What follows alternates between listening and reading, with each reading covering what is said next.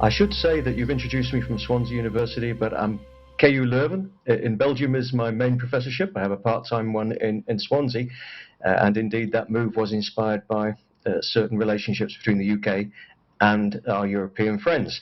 So I want to talk a little bit about the possibility of developing sport integrity, but first it's really important to understand that this is, I think, a landscape that's in flux.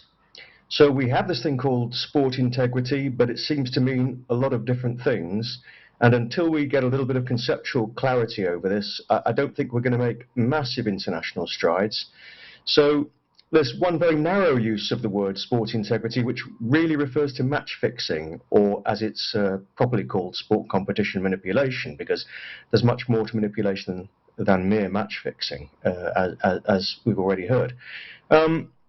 So that's a very narrow construction, and then there's a much broader construction of sport integrity, which probably refers to about 5 different things, I would say. So the most well-known of those integrity threats would be anti-doping.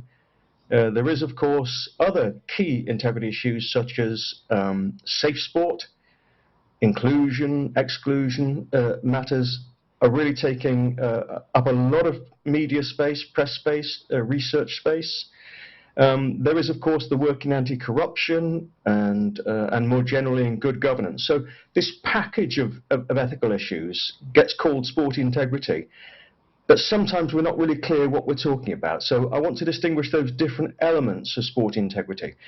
Now, there are also different levels of sport integrity. So sometimes we talk about integrity issues and we're really talking about personal integrity, the integrity of a particular leader in sport or a particular coach or a particular player. Sometimes we're talking about the integrity of the competition. And certainly in the last couple of years, the gambling industry, which has got an ever-increasing, or betting industry I should say really, has got an ever-increasing profile in international and national sport. And clearly they have a deep set of vested interest in the integrity of the competition, just like other stakeholders have. And then I think we've got this institutional integrity issue. Thomas Bach spoke earlier about good governance and how the IOC has tried to develop standards of good governance around the globe. When we're talking about sport integrity, we've really got to be clear what level we're talking about. Are we really talking about the personal, the competition, or the institution? And the thing is, all these different levels get mixed up.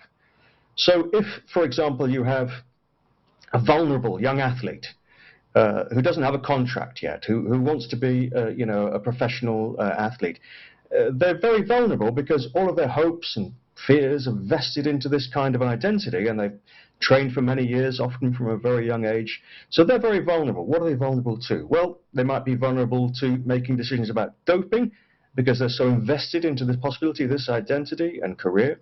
They might be very vulnerable to gambling syndicates who want to manipulate competitions and who see their vulnerable status as something they might invest in by perhaps giving them equipment or helping them with travel or hotels or whatever that would be.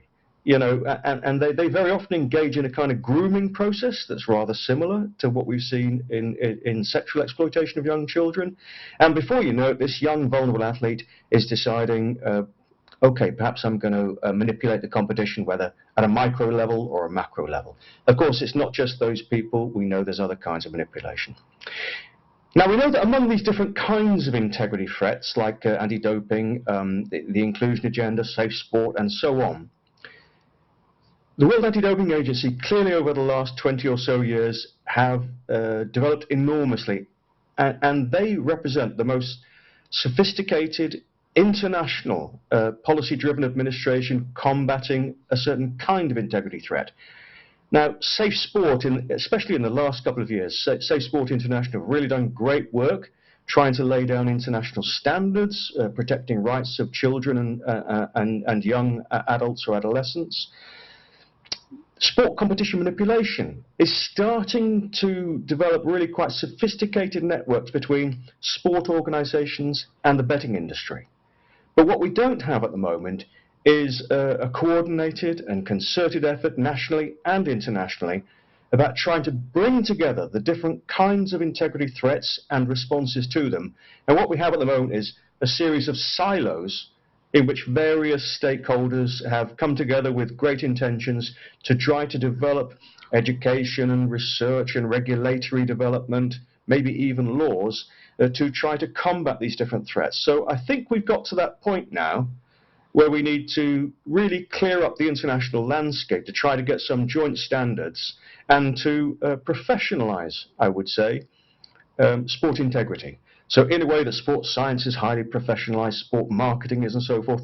We've got all these problems that we talk about in ethics and integrity, but without a kind of coherent and substantial profession of people that can go into these organizations. So that's why we developed in Leuven and other universities a Master of Arts in Sports Ethics and Integrity, and now we have a doctoral program, because we think this field, which is so important, needs to be professionalized. So I think those silos have to be broken down, and there has to be a lot more sharing nationally, internationally, across sports, so that we can learn what good practices work in different integrity threats and carry those through into a bigger global agenda. And that's what I hope we'll talk about today.